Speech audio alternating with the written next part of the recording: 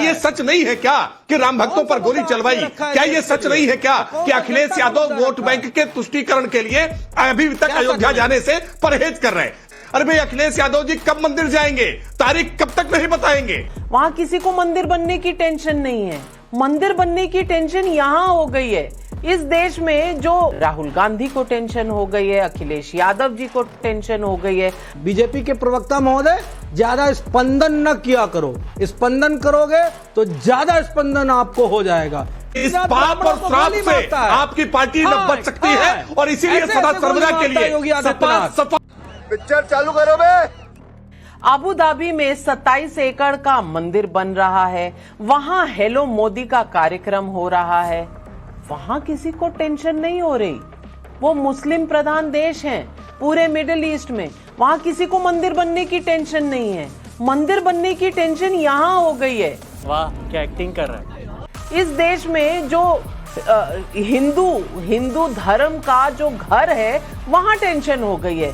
राहुल गांधी को टेंशन हो गई है, अखिलेश यादव जी को टेंशन हो गई है। अखिलेश यादव जी ने कहा जाएंगे अयोध्या, पर तब जाएंगे जब बुलावा आएगा।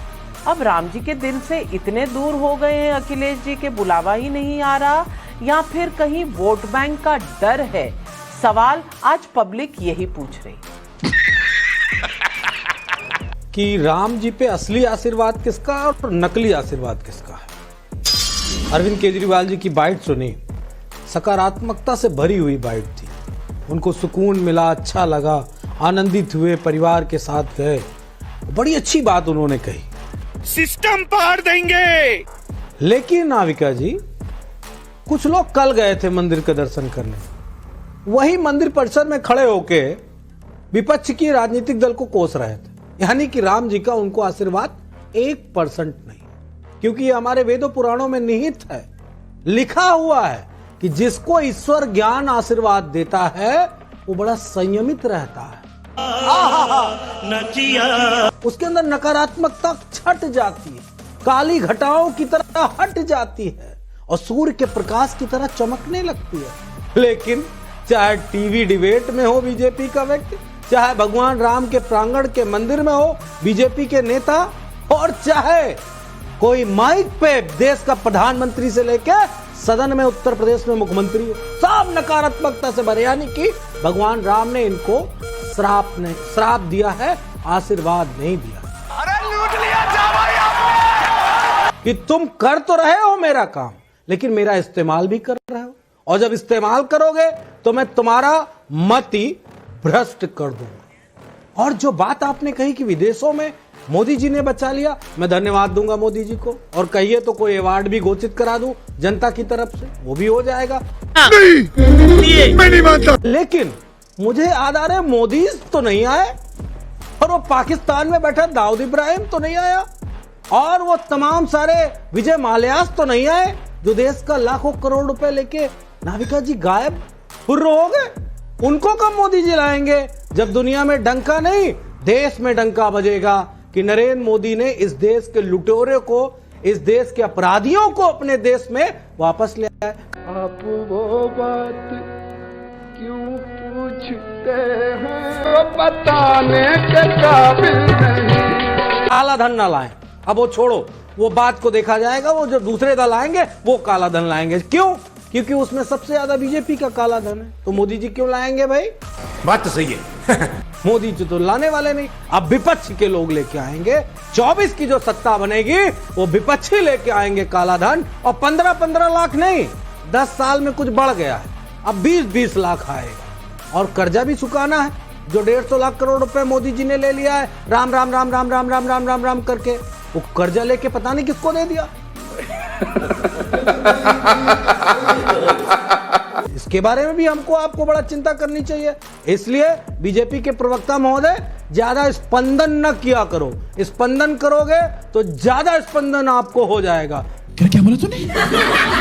फिर आपको दिक्कत होने लगेगी।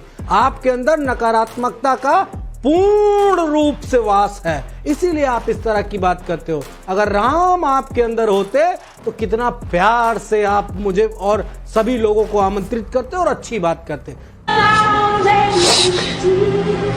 अरविंद केजरीवाल जी के ऊपर राम जी का आशीर्वाद है, ये बात स्पष्ट हो गई। कितना सकारात्मक बोले, कितना अच्छा महसूस किया। और ये सब जाके अब दोबारा चलिए, इतनी प्यार मोहब्बत इंडिया अलायंस में बनी हुई है, ये सुनकर भी अच्छा तेरी भी जली ना लगा। और आप मुझे पता नहीं चेतावनी दे रहे हैं, डरा रहे हैं, क्या कर रहे हैं। अब डरना तो मुझे आता नहीं, क्योंकि अब इतने साल पत्रकारिता करके मैं डर तो नहीं सकती। लेकिन राकेश त्रिवेदी जी मनोज जी ने सवाल कई खड़े कर दिए हैं। काला धन इन्हें याद आ जाता है, राम की बात करो, इन्हें नीरव मोदी याद आते हैं, विजय माल्या याद आते हैं, तारीख ऐसा मत करो मेरी जान, लाइफ में कुछ अच्छा करो यार। तारीख इन्हें नहीं याद आती कि कब ये सब लोन हुए थे। और कह रहे हैं कि 24 में इनकी सरकार आएगी, विपक्ष जब आएगा तब काला धन आएगा। अब आप जवाब दे दीजिए इन्हें, नहीं तो फिर मुझे डराने लगेंगे। झूठ पे झूठ बोलती जा रही है, शर्म नहीं आती। मैं पूरे विश्वास के साथ कह सकता हूं कि उत्तर प्रदेश में जब सत्ता में थे ना, तो लोगों को डराने का काम करते थे। उन्होंने कई सारे ऐसे गुर्गे पाल रखे थे, अतीक अहमद और मुख्तार अंसारी सरीखे। लेकिन एक एक करके सारे गुर्गों का इलाज आज उत्तर प्रदेश में योगी आदित्यनाथ की सरकार ने कर दिया है। तो अब डराने धमकाने की तो ये कल्पना ही छोड़ दे, अब ये किसी को डरा नहीं सकते। अबे कौन है बे तू? अपना चेहरा आईने में देख करके अब स्वयं डर जाया करते हैं कि कितना इनका ये विकृत चेहरा रहा है। मैं तो लोगों के प्रति किस प्रकार का सवाल पूछे, अब अतीक अहमद पे चले गए। नहीं, आपने वो आउट ऑफ सिलेबस क्यों जा रहा गया था मुझे दुष्यंत कुमार की लाइनें याद आ गई। सिलेबस पे आओ। आकाश में कोहरा राम जी ने आशीर्वाद नहीं दिया क्या आपको? आलोचना है नहीं। देखिए, आप एक बात समझिए मनोज यादव, हम मंदिर में खड़े होंगे, मस्जिद में खड़े होंगे, गुरुद्वारे में खड़े होंगे, चर्च में खड़े होंगे, हमेशा सच ही कहेंगे।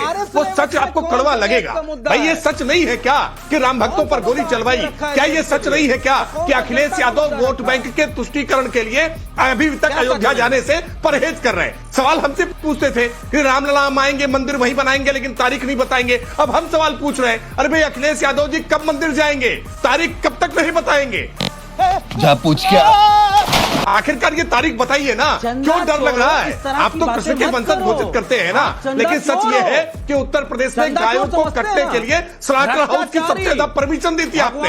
गौओं को कटने देने वाले लोग अपने आप को कृष्ण का वंशज कैसे कहते हैं? आप गांव के हत्यारे लोग हैं, आपने गायों की हत्या की है। और मनोज यादव, इस पाप और श्राप से आपकी पार्टी न बच सकती है, और इसीलिए सदा सर्वदा के लिए सफा हो जाने वाली है, समाजवादी पार्टी हो साले का खोपड़ी तोड़ साले का करने वाली है। मासूम ब्राह्मणों का अब उत्तर प्रदेश में कहीं नामो निशान दिखाई नहीं पड़ेगा। और साइकिल तो अंजर पंजर हो चुकी है। साइकिल का पैडल मारने वाला कोई एक साइकिल सवार दिखाई नहीं पड़ेगा। आपकी साइकिल का करियर तो पहले ही उखड़ गया है, हैंडल न जाने किस दिशा में जा चुका है। और मैं फिर कह रहा हूँ, आप ये जो पीडीए का राग अलाप रहे ना, पीडीए मतलब पार्टी में केवल डिम्पल और अखिलेश, जिसमें अब चाचा शिवपाल और अब चाचा आजम खान के लिए भी अब कोई जगह बची नहीं है। और इतना भी गला फड़ो मनोज यादव, जगह आपको भी मिलेगी नहीं। शांति शांति शांति शांति शांति शांति शांति शांति शांति शांति। मैं मनोज यादव जी को एक चीज पर उनके साथ हूं मैं, और उनको मैं वोट देती हूँ। वो कहते हैं सकारात्मक हो जाओ। यू वेरी चालाक ब्रो। बहुत चालाक। खुद सकारात्मक हो जाइए ना। खुद सकारात्मक हो जाएंगे तो लड़ेंगे नहीं किसी से। खुद सकारात्मक आप हो जाएंगे तो तारीख बता देंगे कि आप और अखिलेश जी कब जा रहे हैं अयोध्या। पर आप खुद सकारात्मक हो नहीं रहे और हमें डरा रहे हैं। मनोज जी, आपसे हमारी यही कंप्लेंट है। लेकिन दीदी इंडिया गठबंधन आपका रोज बिखरता टूटता चला जा रहा है। पहले 13 सीट लड़ रही थी आम आदमी पार्टी, अब चंडीगढ़ की 14वीं सीट भी ले ली।